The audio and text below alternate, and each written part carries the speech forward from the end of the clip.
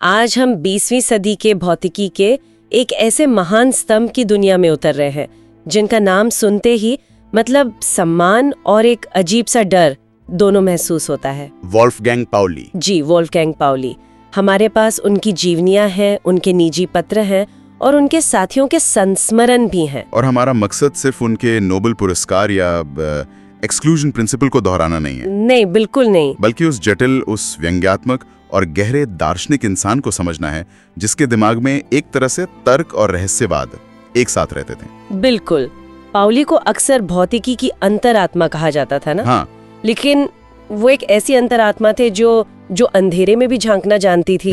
उनके एक सहकर्मी ने बहुत खूब कहा था कि पाउली एक ऐसे इंसान थे जिसमें दिव्य प्रकाश और आदिम अंधकार दोनों का जबरदस्त प्रभाव था। वाह। आज हम इसी विरोधाभास की परतों को खोलने की कोशिश करेंगे। तो चलिए शुरुआत एक बहुत ही अजीब और मजेदार किस्से से करते हैं।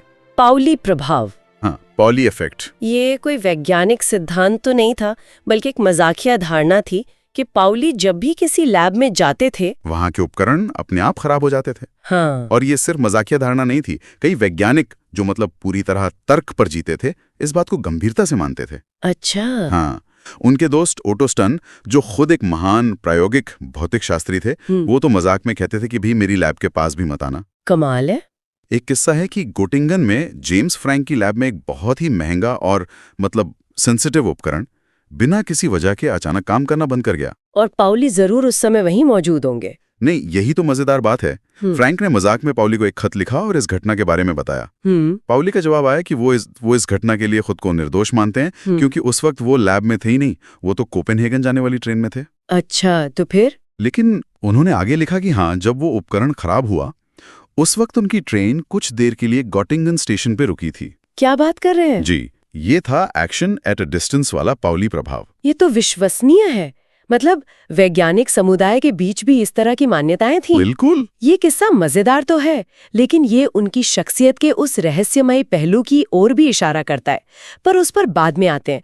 पहले उस ठोस वैज्ञानिक काम की बात करते हैं जिसने उन्हें इतनी इज्जत दिलाई। वो बचपन से ही एक जीनियस थे, है ना? जीनियस शब्द भी शायद छोटा पड़ जाए। आप कल्पना कीजिए, एक 21 साल का लड़का। 21 साल? हाँ, वो अल्बर्ट आइंस्टाइन के जनरल थ्योरी ऑफ रिलेटिविटी पर 200 पन्नों का एक मोनोग्राफ लिखता है। और आइंस्टाइन की थ्योरी पर? जी, और वो इतना शानदार था कि खुद आइंस्टाइन ने उसकी समीक्षा में लिखा कि ये यकीन करना मुश्किल है कि लेखक सिर्फ 21 साल का है। वाह। उन्होंने पाउली की गहन भौतिक अंतर्दृष्टि की बहुत प्रशंसा की। वो मोनोग्राफ आज भी उस विषय पर एक क्लासिक माना जाता है। 21 साल की उम्र में। और फिर आई उनकी सबसे बड़ी खोज, एक्सक्लूजन प्रिंसिपल, अपवर्जन सिद्धांत। हाँ, इसे अक्सर क्वांटम मैकेनिक्स का एक मुख्य स्तंभ कहा जाता है। ये था क्या और ये इतना जरूरी क्यों है?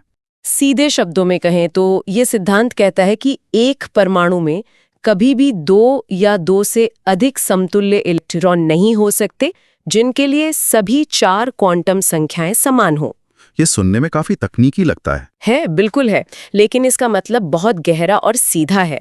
ये सिद्धांत ही है जो पदार्थ को स्थायित्व देता है। स्थायित्व मतलब ये कि अगर पाउली का ये प्रिंसिपल ना होता तो एक परमाणु के सारे इलेक्ट्रॉन सबसे निचली ऊर्जा अवस्था में ढह जाते। हाँ, इसका मतलब है कि इस अलग अलग तत्व नहीं होते, कोई केमिस्ट्री नहीं होती। पीरियोडिक टेबल का जो पूरा ढांचा हम देखते हैं, ना होता तो क्या होता? तो कुछ भी नहीं होता। हम, आप, ये मेज, तारे, कुछ भी अपने मौजूदा स्वरूप में नहीं होता। सब ढहकर एक तरह से शून्य में समा जाता है। बाप रे, मतलब हमारे अस्तित्व का कारण ही यही सिद्धांत है। बिल्कुल, यही सिद्धांत है। ये तो दिमाग घुमा देने वाली बात है। और उनका दूसरा बड़ा आइडिया भी कुछ कम नाटकीय नहीं था, किसी भूतिया कण के बारे में। हाँ, वो था न्यूट्रिनो। देखिए, 1930 में भौतिकी एक बड़े संकट से गुजर रही थी। क्या संकट था? बीटा क्षय की प्रक्रिया में जब एक न्यूट्रॉन एक प्रोटॉन और इलेक्ट्रॉन में बदलता है तो वैज्ञानिकों ने देखा कि कुछ ऊर्जा गायब हो रही थी। जी, और ये ऊर्जा संरक्षण के नियम का सीधा उल्लंघन था, जो भौतिकी का सबसे, आप कह सकते हैं, पवित्र नियम है। अच्छा। नील्स बोर जैसे बड़े वैज्ञानिक भी ये मानने को तैयार थे कि शायद क्वांटम स्तर पर ऊर्जा संरक्षण का नियम लागू ही नहीं होता। मतलब वो भौतिकी की नींव ही हिलाने को तैयार थे। यहीं पर पाउली की एंट्री होती है। बिल्कुल, लेकिन पाउली को ये विचार मतलब बिल्कुल पसंद नहीं आया। उन्होंने एक बहुत ही साहसी और जैसा उन्होंने खुद कहा एक हताश उपाय सुझाया। हताश उपाय? जी, डेस्परेट रेमेडी। उन्होंने कहा ऊर्जा गायब नहीं हो रही, बल्कि एक ऐसा कण है जो उस गायब ऊर्जा को अपने साथ ले जा रहा है। एक नया कण? हाँ, एक ऐसा कण जो अदृश्य है, जिस पर कोई चार्ज नहीं है और जिसका द्रव्यमान लगभग शून्य है।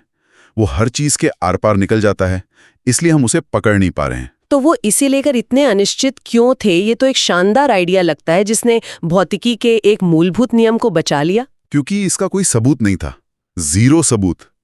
ये सिर्फ एक विचार था। अच्छा, एक ऐसे कण की कल्पना करना जिसे पकड़ा ही नहीं जा सकता। ये उस समय के लिए मतलब बहुत ही कट्टरपंथी विचार था। वो इतने झिझक रहे थे कि उन्होंने इसे किसी वैज्ञानिक जर्नल में नहीं छापा। तो फिर उन्होंने क्या किया? उन्होंने ट्यूबिंगन में हो रही एक कॉन्फ्रेंस में अपने दोस्तों को एक खत लिखा और उसकी शुरुआत की, प्रिय रेडियो धर्मी देवियों और सज्जनों।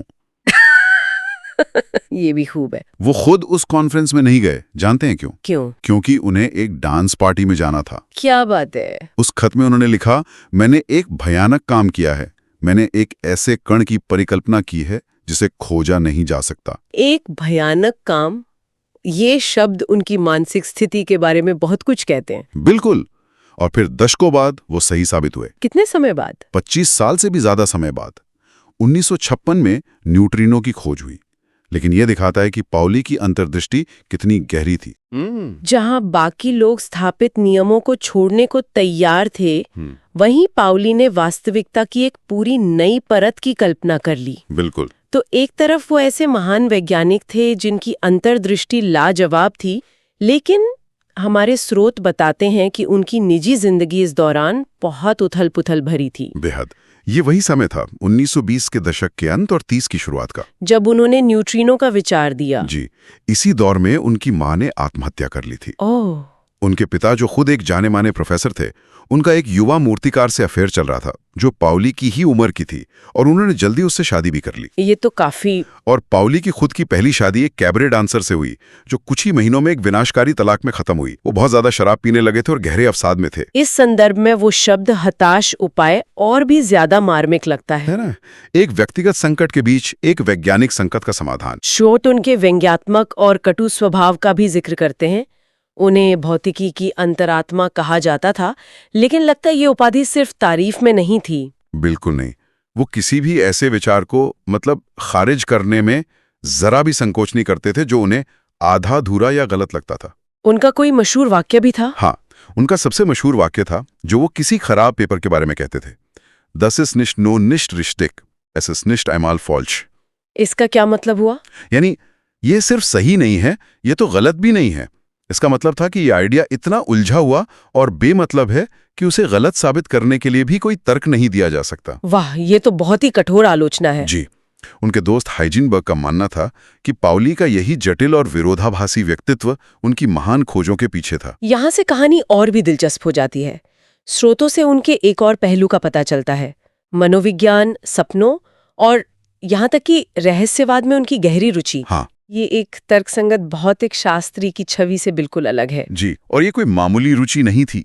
अपनी शादी टूटने और मानसिक संकट के बाद उन्होंने महान मनोवैज्ञानिक कार्ल गुस्ताव युंग से संपर्क किया। Carl Jung? हाँ, उन्होंने युंग के क्लिनिक में थेरेपी ली और फिर दोनों के बीच एक लंबी दोस्ती और बौद्धिक साझेदारी शुरू हुई जो 20 साल से ज्यादा चली।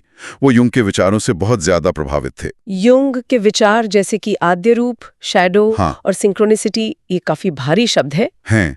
आर्किटाइप्स मतलब हमारी सामूहिक चेतना में मौजूद सार्वभौमिक प्रतीक या पैटर्न, जैसे नायक या माँ। अच्छा। शैडो हमारे व्यक्तित्व का वो अंधेरा अनजाना हिस्सा है जिसे हम अक्सर दबाते हैं।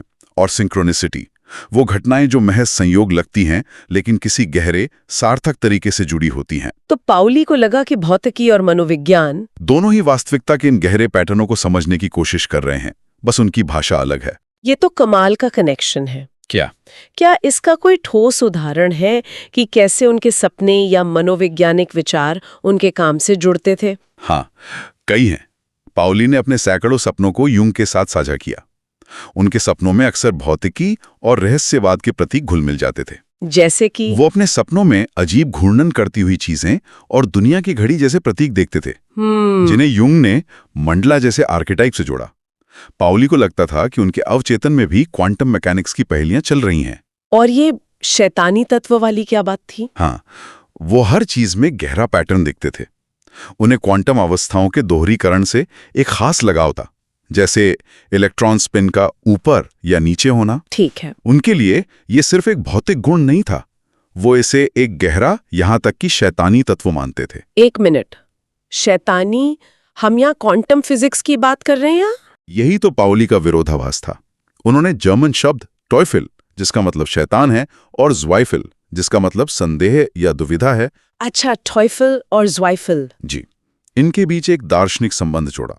उनके लिए दो विकल्पों के बीच चयन की यह दुविधा ही दुनिया का मूल सिद्धांत थी, जिसे शैतान ने बनाया था। वाह, ये दिखाता है कि उनका दिमाग किस तरह भौतिकी को दर्शन और मिथकों से जोड़ता था। बिल्कुल। और वो रहस्यमयी संख्या 137, वो क्या थी? Fine structure constant. वो जीवन भर इस संख्या के रहस्य से जूझते रहे। उनका मानना था कि भौतिकी का कोई भी संपूर्ण सिद्धांत तभी पूरा होगा जब वो यह समझा पाएगा कि प्रकृति के मूलभूत स्थिरांकों का यह संयोजन इस विशेष संख्या के बराबर क्यों है। मतलब वो एक ऐसी संख्या की तलाश में थे जो ब्रह्मांड के कोड को अनलॉक कर दे। एक तरह से हाँ। और क्या ये सच है कि उनका यही परफेक्शनिस्ट स्वभाव कभी-कभी उनकी प्रगति में बाधक भी बना? हाँ, इसका सबसे बड़ा उदाहरण है नॉन अबेलियन गेज थियोरी। एक minute, non abelian gauge theory, ये तो आज की पार्टिकल फिजिक्स की मतलब रीढ़ की हड्डी है ना? बिल्कुल बिल्कुल। आज की जो हमारी समझ है ना स्टैंडर्ड मॉडल की, जी, वो इसी पर टिकी है। तो क्या हुआ था, 1954 में यांग और मिल्स ने इस पर अपना प्रसिद्ध पेपर प्रकाशित किया, जिसने आधुनिक कण भौतिकी की नींव रखी। लेकिन बाद में पता चला कि पाउली ये पहले ही कर चुके थे। जी, उन्होंने ये पूरा सिद्धांत उनसे महीनों पहले ही विकसित कर लिया था। तो फिर उन्होंने इसे प्रकाशित क्यों नहीं किया? वो एक और नोबेल पुरस्कार जीत सकते थे। क्योंकि उनकी थ्योरी में एक समस्या थी। क्या समस्या? उनके सिद्धांत के अनुसार बल को संचालित करने वाले कणों का द्रव्यमान शून्य होना चाहिए था। उन्हें ये अवास्तविक लगा, क्योंकि हम जानते थे कि कमजोर नाभिकीय बल के वाहक कणों का द्रव्यमान होता है। अच्छा। उन्हें लगा कि उनकी थ्योरी अधूरी है, इसलिए उन्होंने उसे प्रकाशित करने लायक नहीं समझा। और विडंबना ये ने कि बाद में पीटर हिग्स जैसे वैज्ञानिकों ने इसी समस्या को सुलझाने के लिए हिग्स मैकेनिज्म का विचार दिया, जिससे उन कणों को द्रव्यमान मिलता है। जी। पाउली की पूर्णता की तलाश ने उन्हें एक ऐतिहासिक खोज से रोक दिया। तो इन सब का क्या मतलब निकलता है?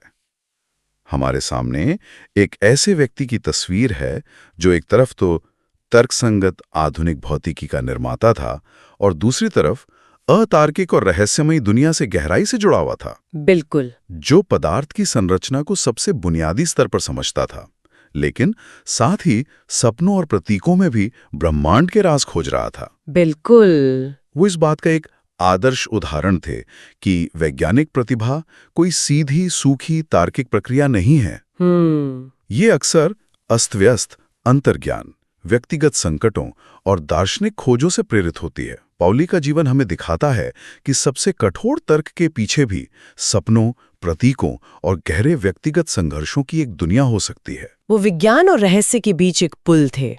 हाँ, जो शायद ये समझने की कोशिश कर रहे थे कि ये दोनों एक ही परम सत्य के दो अलग-अलग पहलू हैं। अंत में एक विचार जो श्रोताओं को सोचने पर मजबूर कर दे।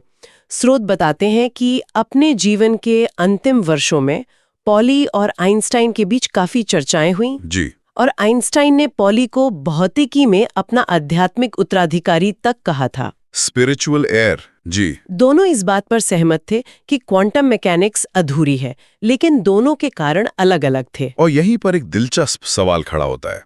जब भौतिकी के दो महानतम दिमाग, एक जिसने इसकी नींव रखी और दूसरा जिसने इसके नियमों को आकार दिया, दोनों ये मानते हैं कि वास्तविकता का हमारा सबसे सफल सिद्धांत अभी भी अधूरा है, तो इसका क्या अर्थ है? वे दोनों किस गहरी हकीकत की तलाश में थे जिसे क्वांटम मैकेनिक्स की प्रायिकताएं और अनिश्चितताएं पकड़ नहीं पा रही थीं? ये एक ऐसा सवाल है जिसका जवाब आज भी भौतिक शास्त्री ढूंढ रहे हैं, शायद उन्हीं सपनों और समीकरणों में जहां पाउली ने अपना जीवन बिताया।